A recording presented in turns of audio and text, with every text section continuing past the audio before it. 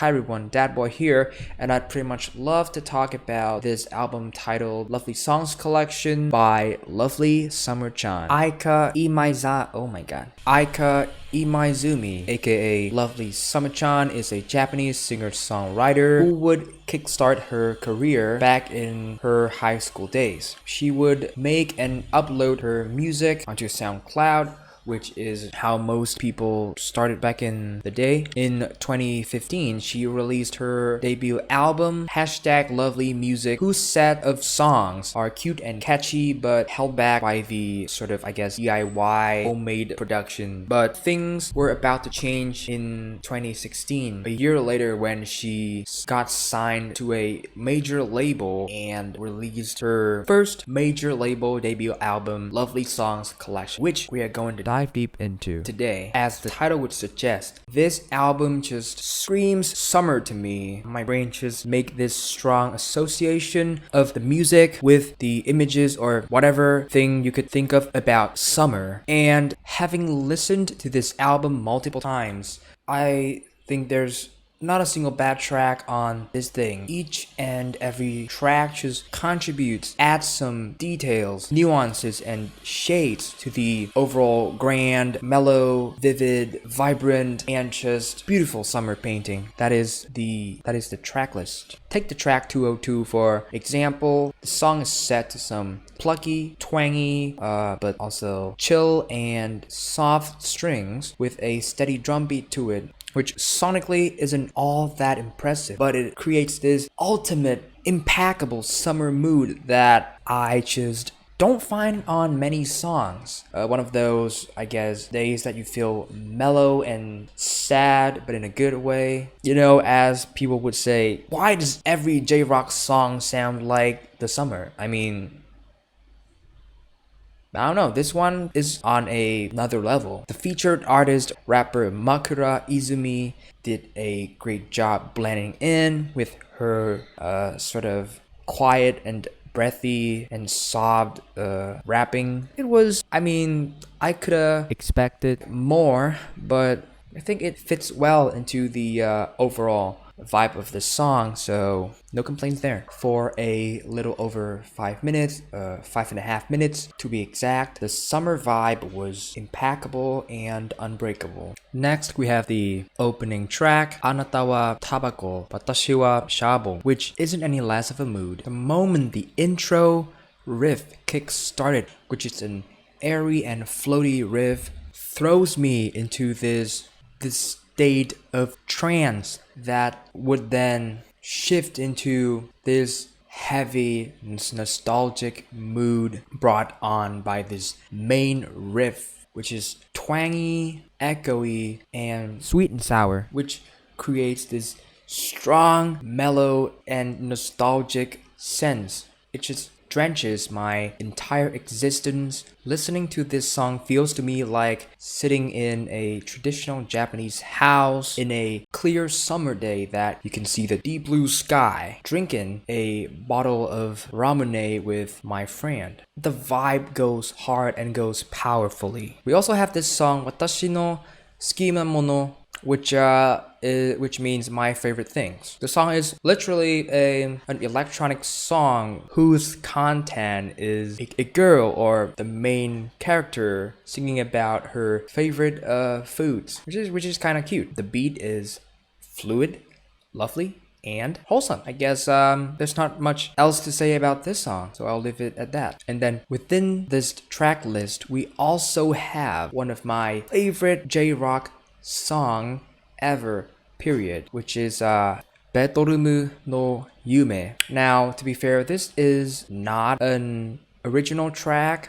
It was released back in her as part of her 2015 album, #Lovely Music, albeit was not, resonating with me as deeply because of its mediocre production. I really loved the concept and the melodies, although the production hurt it quite a bit. It was actually a smart decision for Lovely Summer-chan to use this opportunity, use her, all the access she has to just proper studio environment and production to re-record this banger of a song, because my god, it is now more complete and more perfect than ever. The main riff is just what gets me every single time. It's fiery, it's passionate, it's driving. It sounds like if I have to visualize it or whatever, it's like glorified engine sounds of a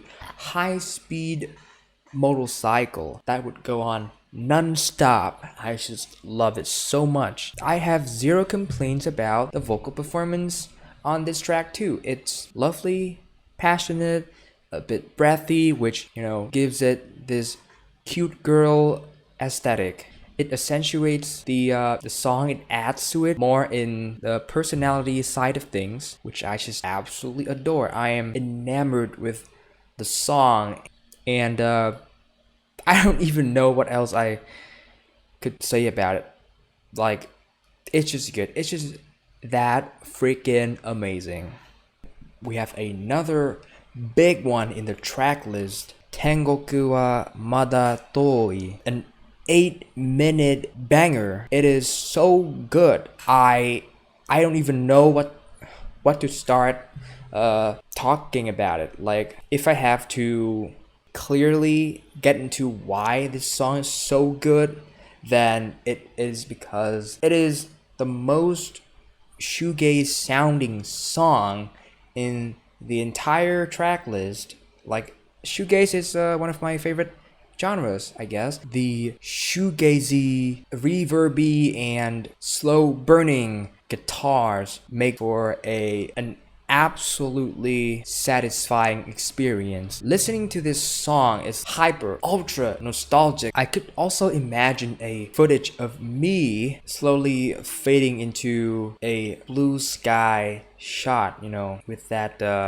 effect. You kind of get the idea. So yeah, that's pretty much all of the standout tracks on this album. But as I have said from the beginning of the video, every single track on this thing is decent at least. None of them is not enjoyable. I don't think I would want to talk about the rest of them in the way that I did for the previous tracks. So I'll just go over them quickly. We have the second track, Part-Time Robot, which is an energetic J-rock track. That's just so well done. And then we have the third track, Aoi Mabataki no Tochide, which is also a sort of a mellow and nostalgic track.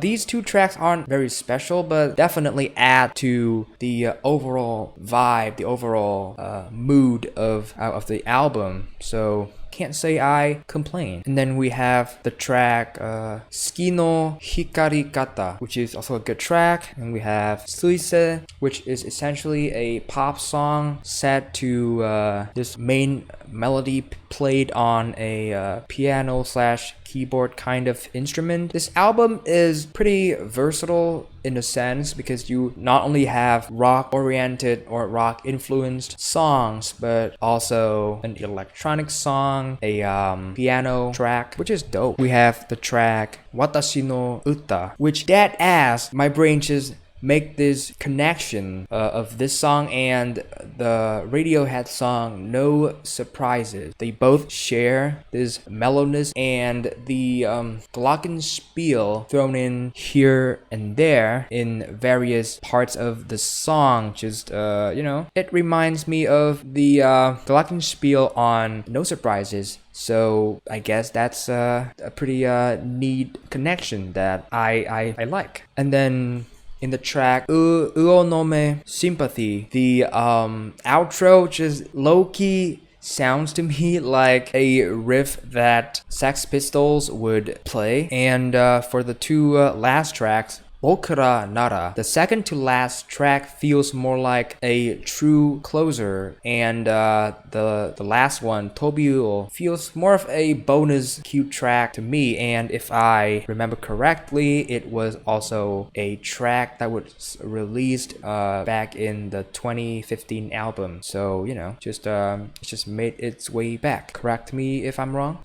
It's Future, that boy. I literally forgot to mention one critical thing is that the vocal performances are cute and sweet across the board. It's just all around great. So yeah, that's it. That sums up my experience of this amazing project. I love it so much, and it is such a strong album to put on in the summer. Each and every single track would just add to this album on a grander level. And even though there are tracks that I'm not truly impressed by, I still think they are important pieces of this album, and taking any of them off of the project would actually hurt it. I would also recommend you guys to read into the lyrics if you guys are a lyrics person like I am, because the songwriting is obviously pretty good on this one. I have checked out quite a few songs and they all mean something great. Thematically, the album just deals with feelings of sadness and things a girl feels, plus some cuteness to it, which I take. Nothing beats cute girls doing cute girl stuff. Yeah, just such a lovely project by a lovely artist that's so cute and mellow and nostalgic, and it's literally me in the summer. I just cannot recommend this album enough. And were I to give it a rating, I think I'd go generous on this one. 9 out of 10. Although this album does not do anything special, it does not break any new grounds, but it has such an impeccable mood of summer. I would struggle to find another project that is as great, as strong of a vibe as this one. You know, probably I will in the future, but I would surely take quite a while to. And I just scooped away an entire point, because this album, there are tracks that are, that could essentially be better. They're definitely stronger tracks compared to others. It's just it's not quite there yet. It's not quite the 10 out of 10 maximum enjoyment. However, I'll say this, on a really good day, I could see a 10 on a really good day. Yes. And so, yeah, please go check this album out. Summer is not quite over yet. You guys could still listen to this album and feel it to the max. And that's it. I'm done. There's nothing else to be said. Go check this album out, and please tell me, what do you guys think about it? Whether you guys agree with me or not. This has been Dat Boy, and I'll see you guys in my next video. Ciao.